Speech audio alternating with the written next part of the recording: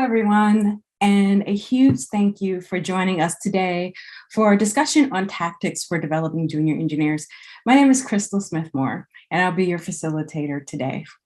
The webinar will last roughly 45 minutes, and after which both myself and my amazing panel will head over to the LeadDev Slack to answer some of your questions in the mentoring channel. We may have some time at the end of our discussion to answer some of your questions live. So make sure you add your questions to the Q&A feature on Zoom, and we'll get to them towards the end. So let's get things started with introductions. I'll introduce myself again. My name is Crystal Smith-Moore, pronouns she, her, and currently I am an engineering manager at MailChimp, and I'm located in Atlanta, Georgia. So I'm joined by an amazing panelist of engineering leaders. Woohoo! So today I'll introduce you to Rocio, Aisha, Susan, and Matt, and they're going to share their experiences and insights and tactics for developing junior engineers. So before we get into our discussion, I think it'll be great for us to get to know our panelists. So I'll start it off with Rocio. Tell us a little bit about yourself. Hi, everyone. My name is Rocio Montes. I am a senior engineering manager at GitHub. I manage the compute engine team, which is responsible for powering all the runners for GitHub Actions. I am located in San Diego and very happy to be here. Thank you. Thanks, Rocio. And Aisha, let's hear a bit about yourself. Hi, everybody. My name is Aisha Blake. I'm a lead developer relations engineer at New Relic. And I also really love theater. If any of you can see the posters behind me, that does play into my work a little bit. I organize a handful of conferences, but one of them that I'm working towards is called Title of Conf, is a musical and theatrical tech conference. Ooh, I would love to hear more about that one, Aisha. So we'll chat about that later. And let's pass it over to Susan. Hi, I'm Susan Salaturo. My pronouns are she and her. And I'm an engineering manager on Pixar's RenderMan team. My team focuses on supporting Pixar's use of our flagship rendering software, RenderMan, which is used on all of our shows and a wide variety of movies outside of Pixar to create the final rendered frame you see on screen. I've been at Pixar for over 15 years in a variety of roles, and the last 7 in leadership roles. Prior to my work as an engineer and manager, I had a different career as a tech writer. And I think what attracts me to this panel is I really vividly remember my earliest work experiences and my mid-career transition into engineering. And I often think about the managers who made the greatest impact on my life and career. And those experiences make me want to pay it forward by sharing what I've learned from them in the hope that it will help others who are coaching junior team members. Awesome, Susan. I want to hear more about the Pixar stuff too. And we'll wrap up our introductions with Matt. Hi all, I'm Matt Cooper, he, him. I lead the engineering team at Monthly, where we're building an online learning platform for creative skills taught by world-class instructors. So we have classes on everything from acapella with pentatonics to baking with Milk Bar founder Christina Tosi. I joined as the founding engineer around 2 years ago, and since then have helped the team grow to over 70 people. And super excited to be on this panel because at its core, we're a learning company, right? Both in the product that we build and on the team that we're building. So really care a lot about creating space for development, especially for our junior engineers, and hope I can give some perspective on what that looks like at a small, fast-growing startup. Thanks, Matt. Very interesting. I love the introductions. I love this panel. I'm excited about it. So sometimes we have engineers in our org that are new to engineering, and they're new to our org. So this discussion today, we're going to unpack that mystery of trying to find the right mix of learning and listening and development for those new engineers. And our goal is to shed some light on the methods our panelists use to coach, mentor, and give feedback to our engineers. And I think this is really cool because every engineer and every engineering org is very different. And it's great that we get a free look to see how others shape the future of our up and coming engineers. So let's dig in. Sounds good, everybody? All right. So I'm going to kick things off with Rocio. I want to know, what are some of your junior engineering onboarding strategies that have been successful and getting the most out of those pivotal early moments in a junior engineer's career? Yeah, definitely. I'll share 4 tips I think that have been valuable to me. The first one is about setting clear expectations and sharing what the team culture is, right? Some engineers might come from different companies. They might even, be coming right straight from college, and you don't want to, let them assume anything. You want to set clear expectations when it comes to, hey, here we do code reviews. So don't merge straight to master. Even the basic things that you might think, oh, well, everyone knows this. Set those expectations, and also set expectations about the rhythm, right? This is how often we're going to be having our one-on-ones. This is how often I'm going to be asking you about status updates for the projects that you're doing, just so that they know what should they expect, what should they respond to. And I think having that transparency is really useful. And which brings me to the second tip, which is assume nothing.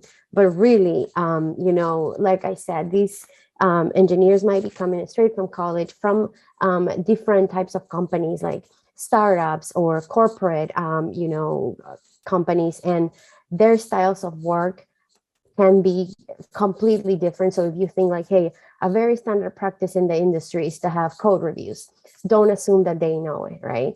And if possible, set up automations to control all those things for your team. Obviously, big fan of GitHub here.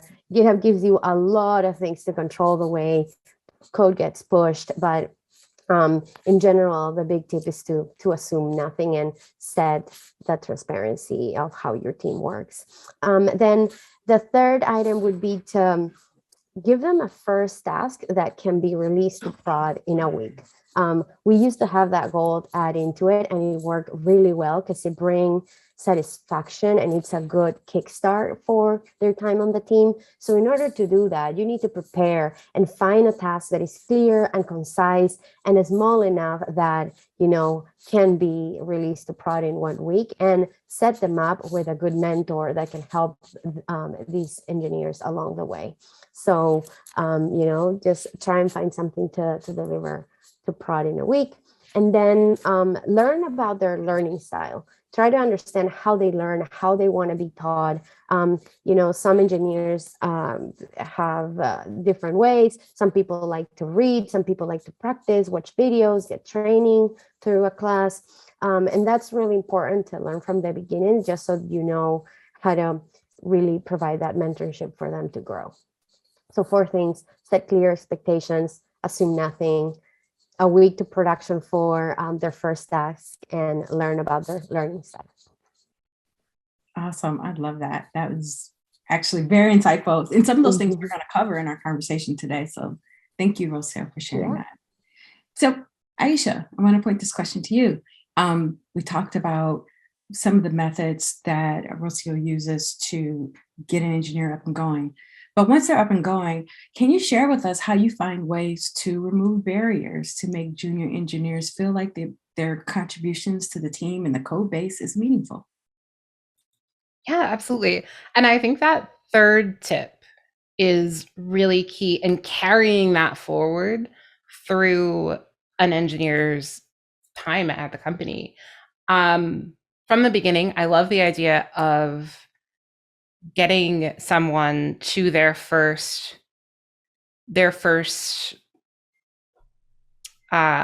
commit. There we go. It's not first commit, but roll with me.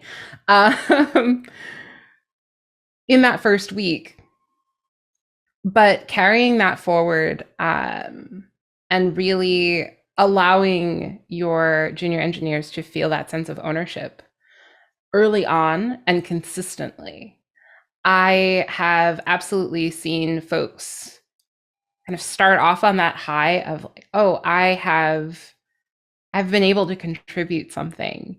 And then eventually, as the shine wears off, kind of end up picking up the side tasks that other people maybe don't feel like they have time for or don't want to do. or that feel less risky. And so trying to maintain that sense of ownership, I think, is so important, and continuing to put that investment into your engineers. So when we talk about preparing and scoping those tasks appropriately, I think it starts with an understanding that that's an ongoing process.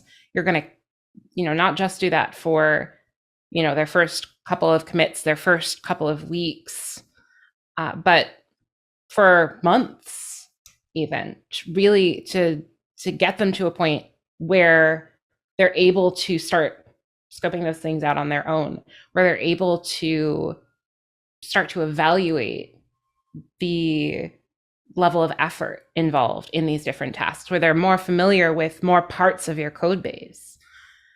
And it's the same for developer relations. So as I said, I'm a developer relations engineer. And so we're not working on production code most of the time. And it's the same principle where I might say, hey, I'm working on this program. And I want you to take ownership of this piece of it. I want you to be our point person for this event, maybe. That's part of this larger program. And over time, I'm going to build your skills up with you so that you're able to, at some point later down the road, be that point person for an entire program. And I also think getting to the part of the question where we're talking about the belonging piece, that for me is a question of like team stewardship. So are you opening a dialogue with your junior developer? Are you giving them space to give you feedback? Because that's a fresh set of eyes on your processes and your procedures, as well as you as a leader. Are you giving them the space and the safety to come to you with their feedback and to be part of that process of learning and growing as an engineer? Being really intentional about that, and giving yourself a hard look continuously over however long it takes, those first 3 months or 6 months or 12 months, and making sure that you're checking in every month, every week, every day to say, okay, am I giving them the autonomy that they need to grow? So really focusing on making sure that they continuously have some ownership over some part of what you're working on, whether that be a production code base or an event partnership, and also making sure that they have input into the process. Thank you, Aisha. And I love the idea of making sure a junior engineer, we take away junior, they're just an engineer who's just new to a process, and they're feeling like they belong by submitting code and giving and receiving feedback, right? I think that's very important in the process. We're going to talk about feedback a little later, but thank you for sharing that. Very good insight there. So now that we talked about like getting someone on a team, kind of setting that framework up for success, making them feel safe, psychological safety, right? Of belonging and committing code and feeling like they can get and receive and give feedback. There comes a point in everyone's career, especially a junior engineer, where you're looking at like, I want more growth opportunities. So Matt, can you give us some insight into how you create learning and growth opportunities for junior engineers in their day-to-day work? Yeah, sure. This is a great question. And I think it's especially important for startups that don't have all the resources for formal training programs that you might see at a big company. We really have to think about, in the day-to-day work, how do we create these opportunities for people to develop their skills and to level up? And for us, we do this with a balance of really strong mentorship and on the other side, giving people as much autonomy as possible.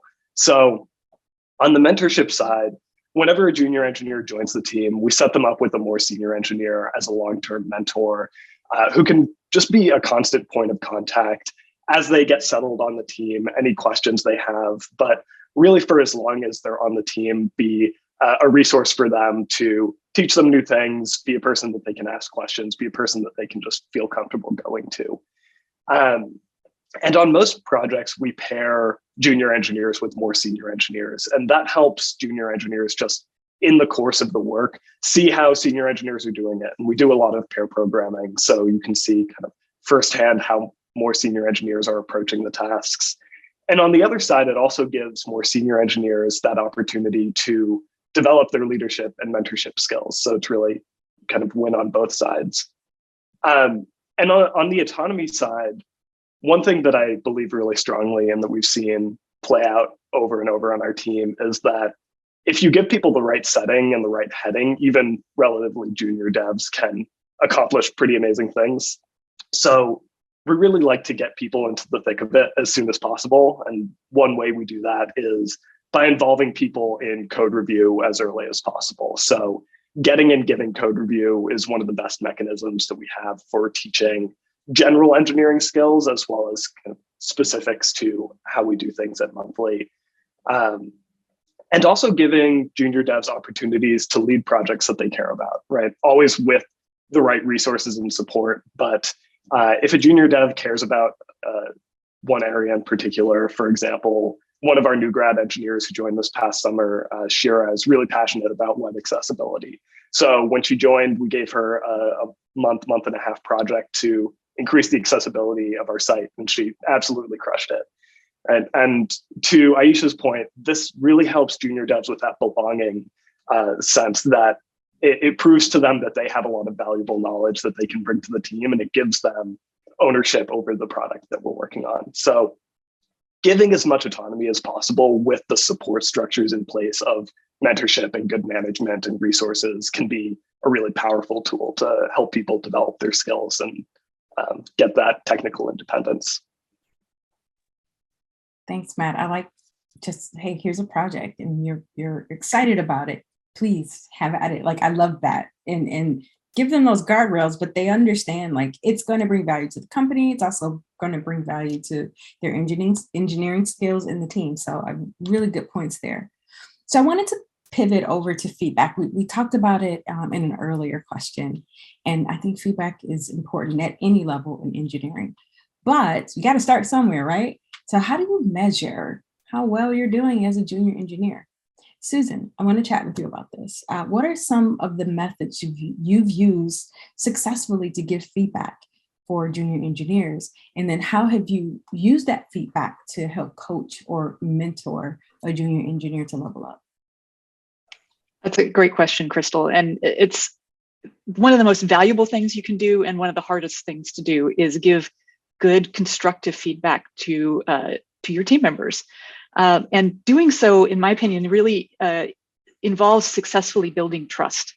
You have to build that trust before the feedback can sink in. We all come into new roles, especially as a junior engineer or a junior employee, wanting to please.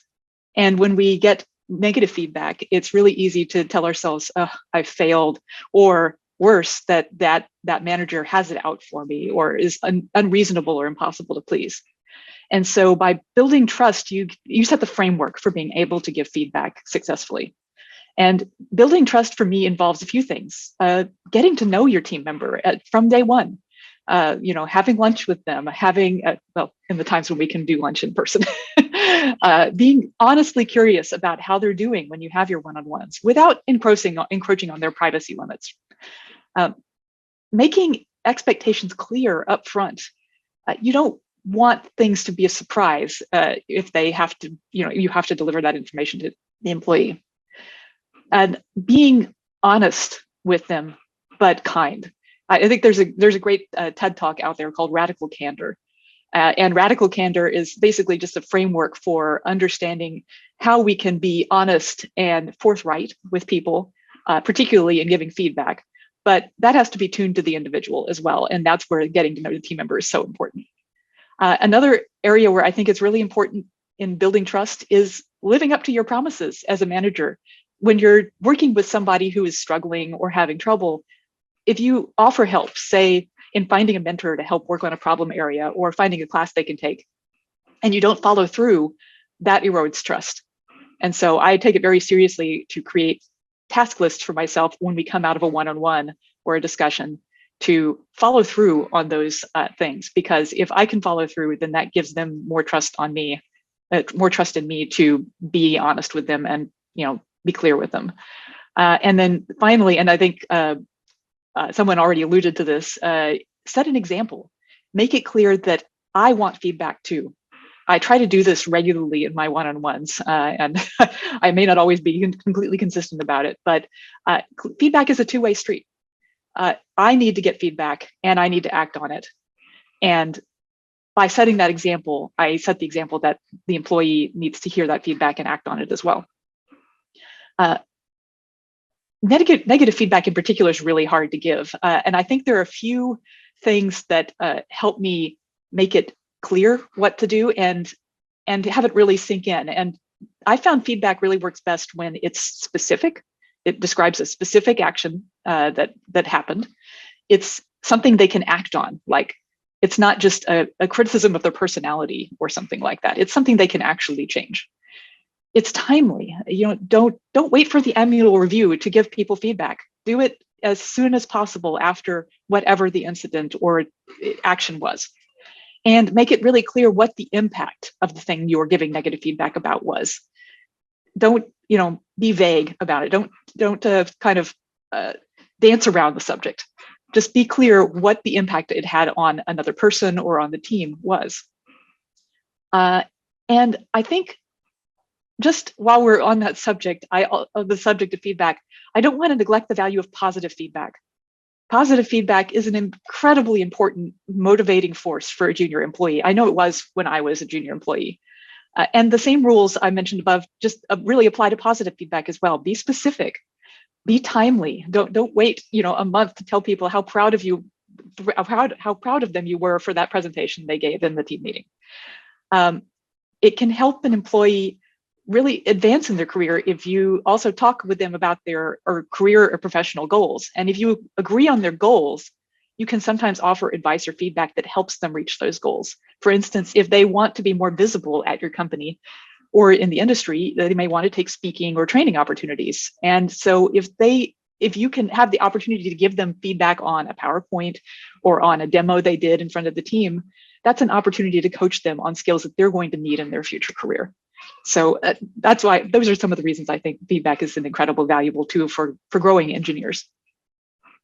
Thanks, Susan. I have two things I say to my direct reports, and I mean this. Morale is a commodity. So I'm giving you feedback that's positive so we can keep you up here. And if there's some bad news I have to share, I share it immediately, because bad news, it doesn't age well, right? So you don't want to hold on to it too long. These are very good tips with feedback. Thank you, Susan. I want to pivot over to something that was mentioned in Matt's response about growth opportunities. When we're thinking about that relationship between our senior engineers and our junior engineers, I think that plays a huge part and has a huge impact on how our engineers grow when they're new to the company or new to engineering in general. So I'm going to stick with you, Susan, with this one. Can you tell us how you engage the senior engineers to team up and pair with our junior engineers? And could you give us some tidbits on how you can get them to more seniors to get involved in helping? Sure. Mentoring is one of the most valuable things anyone can do or receive. I know I had some powerful and amazing mentors early in my career and learned so much from them. And having had the opportunity to mentor other employees, it's been an incredibly valuable tool for me to learn as well, both about myself and about that person. And so I think it's a win-win scenario, as Matt was alluding to, that a senior engineer gets to impart knowledge and train a colleague in the way that they like to work and the way the team likes to work. And the junior engineer gains knowledge and a better acquaintance with a team member. And in the best mentorship relationships, a better knowledge of the company and the industry that they're part of. Mentoring a junior engineer really does take some time and patience, however. And this is one of the reasons why sometimes senior engineers are hesitant to do it is, oh my gosh, how is this going to affect my schedule? What am I going to do if I have to spend so much time with this person on code reviews and on helping them? They may have to provide advice on team coding standards and best practices and do more code reviews than usual, among other things. And it seems to me as a manager that it's not fair to give the senior engineer that responsibility and not give them the time to do it properly or the training to do it properly. I try to make sure that the senior engineer has the time in their schedule to allow them to mentor and mentor successfully. And if they haven't done before, training, if it's available, or I mentor them myself on like some of the more finer aspects of how to mentor a junior employee. For instance, what if a junior employee is running into problems or seems to be struggling in their role? It's really about building a rapport as it is providing technical support, maybe even more. I also feel like a selling point for senior engineers is that mentoring is a valuable professional skill. In some career ladders, mentoring junior engineers can be a part of a senior engineer's job description, and we should reward excellence in this area. And that's something I'm sure we'll be talking more about in our discussion around career ladders and professional development. Thank you, Susan. And I'm going to stick with this senior and junior relationship. It can be bi-directional at times. You can learn from the juniors. I love that. It's one of my favorite things, actually. And I want to chat with you, Rocio, and your experience of setting both a junior and a senior engineer up for success in these relationships. Like, how does that work? What does that just best mentoring pairing relationship look like? And how do you measure that as a level of success? Yeah, I think it's definitely good to highlight, right, the opportunities that you're creating for both of the parties, right? For the senior engineer, call out that it's definitely a growth opportunity for them, in that you can measure their success through that junior engineer success. And in that point, it's really important that you get real measure. To me, data is king, right? You really need to identify what are those data points that you can see progress and that you can measure month to month or, every 6 months. Things like, the completion rate on stories, right? How many stories is this junior engineer completing each sprint? Are they being rolled over? Another thing that I also like to measure is the comments on their PRs, right? Because it shows how much iteration they need in order to just merge a feature, how much feedback they actually need. And then definitely on the soft skills, it can be things that, they are either speaking up more during meetings, they have ideas to improve, the team culture, and, really see how they're growing in that area. I think the success, like I said, comes from highlighting that it's a growth opportunity for both, and that you will see the growth of the senior engineer through how the junior engineer also has success, and measure everything. Thank you, Rocio. That's a good point. Just looking, you have data points. Yeah. Right. Yeah, and I think that's a great point. I never really thought about the pull requests. I see them and just goes over my head. I'm like, they're doing it. Yay, keep it moving. That's really great. Because as engineers, you're talking numbers, you're talking data points, right? So the soft skills about mentorship and the progress are very hard for some engineers to grasp, but if you give them exact data points, then you're like, look, this is improving, and it's rewarding for both parties. Speaking of rewarding, I like motivators, right? You have more pull requests, you finish more story points, your velocity is zooming, right? Aisha, Tell me about some motivators you use to get junior engineers to celebrate those growth opportunities that they've done well with. And what does that look like potentially landing them on the path to promotion? Absolutely. So I'm going to maybe back it up a little bit and say that one of the first things that I do when I start meeting with a new person is I'll say, hey, if you have a framework for this already, then great. But here is a template for a sort of self-assessment doc that I want you to keep adding to as we move along. And that has things like your projects. And it gives you space to talk through what kind of impact that had on the company, what kind of impact that had on your own skills. It gives you, it's a space for you to kind of work through your long-term goals as well. We'll talk about your short-term and long-term goals. But this is a spot for you to say, okay, this is kind of where I see my future, well, at least over the next few years, going. It's also a place for you to keep track of your wins, essentially. What panels were you invited to speak on? What kind of reach did you have when you did that guest spot, or this stream, or whatever it is? And so every once in a while, I'll have my reports just look back at that doc, say, hey, you remember when you did that? That was awesome. Like, you now look at this whole list. Look at all that you have accomplished in the last 2 months, 3 months, 6 months. That's incredible. Let's sit with that for a moment. You have done things that you didn't think that you could 6 months ago. And I didn't mention this earlier, but my background is in teaching. I started my career as an instructor and curriculum developer at a boot camp. And it's very similar to the way I would speak to my students. Just say, look at what you can do now. Look at the kinds of questions that you're asking now, and think about how wildly different those things are from what they were when you started. Think about the things that challenge you now. How is that different? And that, more than a lot of other things I've tried, has communicated the growth to people in a way that sticks and that has impact.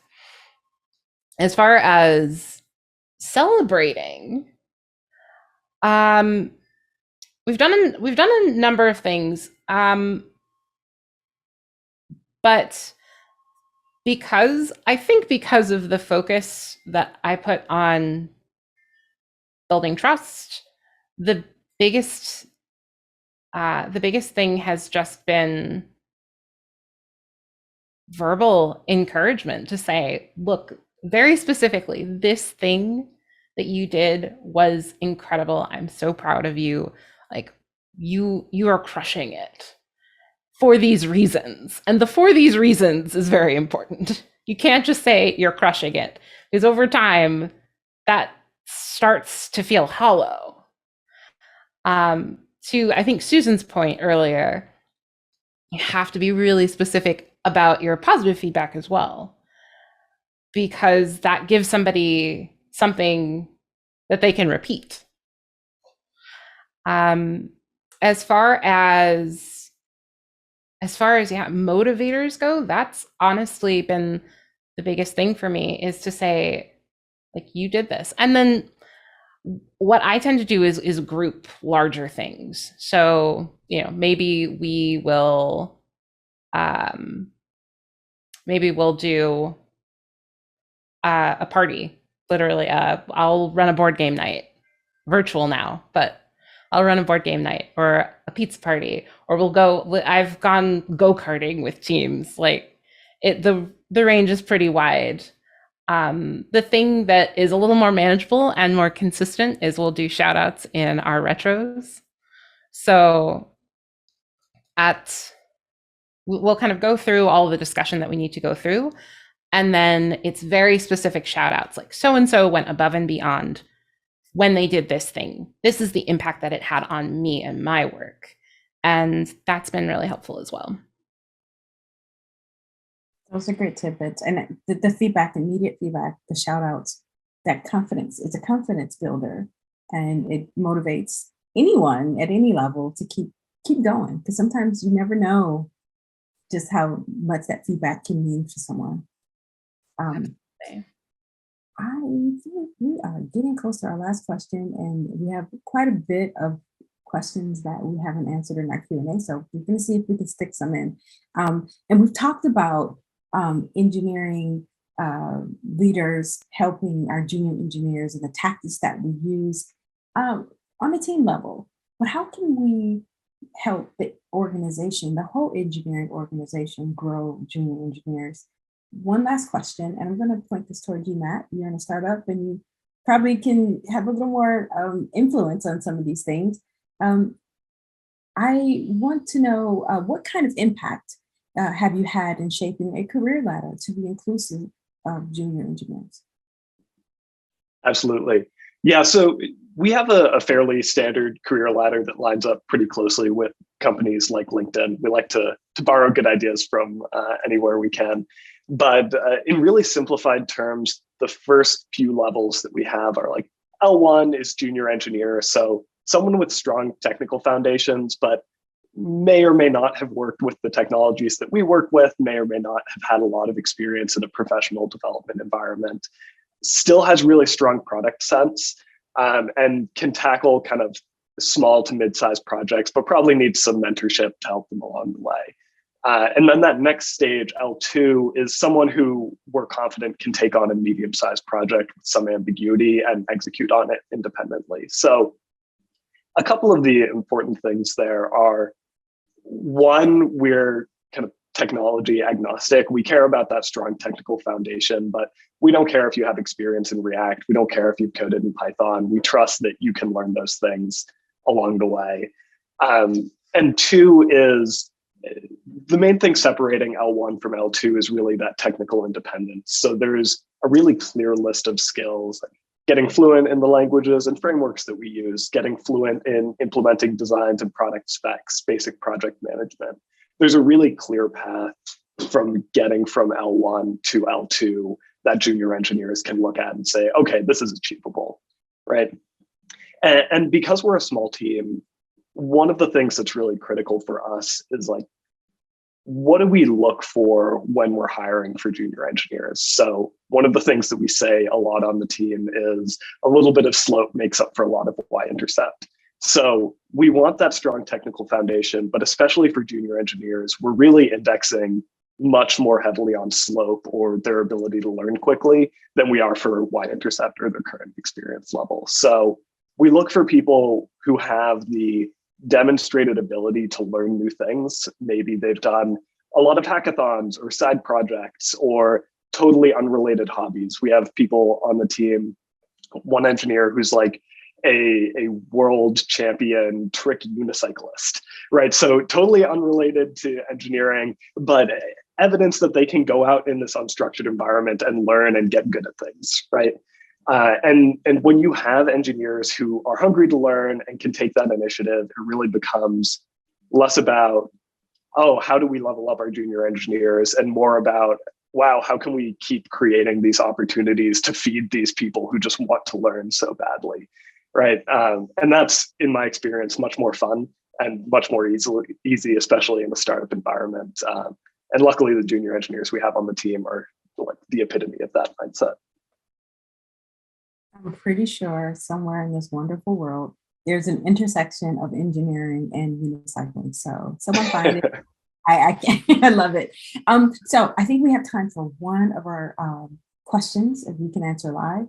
We have about 5 minutes left. So we'll do this. And what we'll do is probably give everyone here about 30 seconds to answer.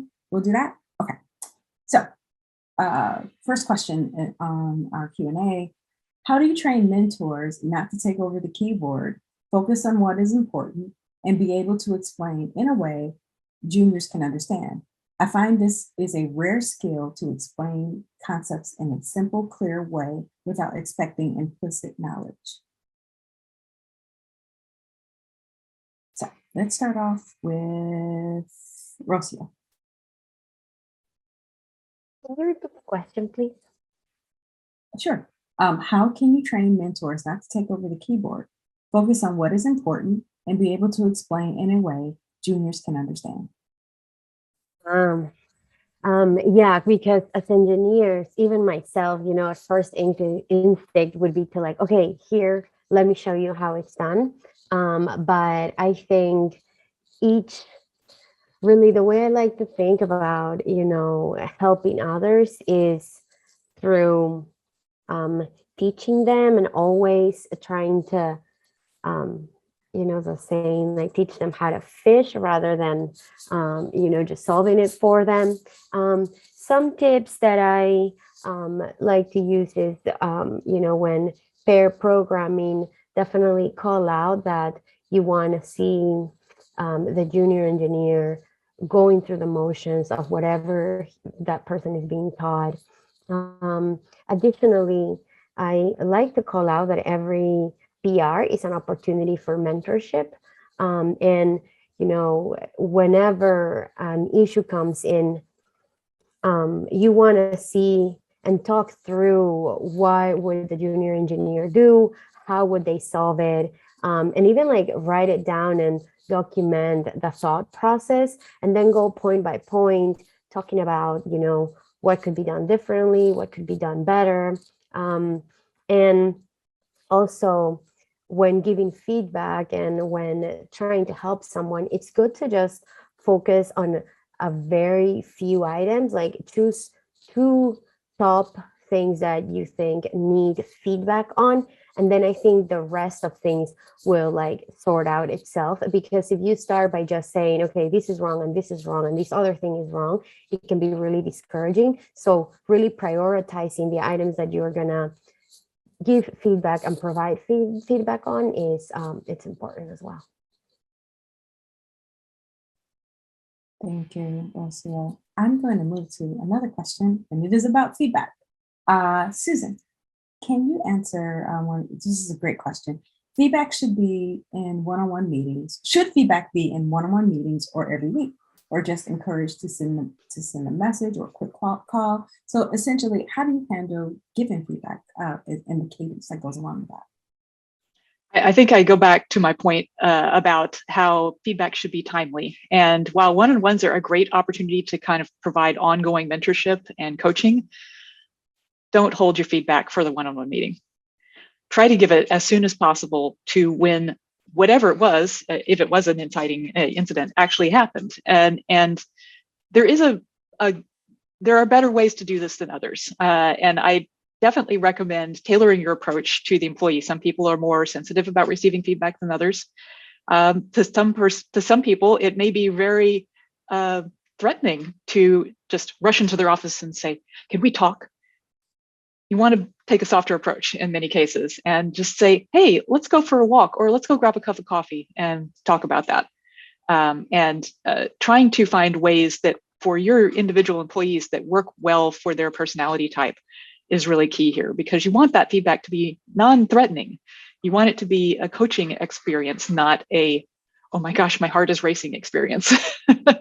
And trying to do what you can to diffuse that makes it easier for the feedback to be accepted. Thank you, Susan. So we're close to time. So before we run out of time, I would like to thank our panelists for today's discussion. You guys are wonderful, and I appreciate the time you took today. And I hope everyone who tuned in found our conversation useful. Growing junior engineers is a topic near and dear to all of us. If we sparked your curiosity and helped expand your philosophy on developing engineers at the start of their careers, then our mission is accomplished. We set out to do what we came to do today. So thank you. And again, thank you so much to our panel and all of your insights and super helpful information. We'll be heading over now to the LeadDev Slack in the mentoring channel. Please head there to continue the discussion. And thanks for joining. And we hope to see you all next time. Thank you.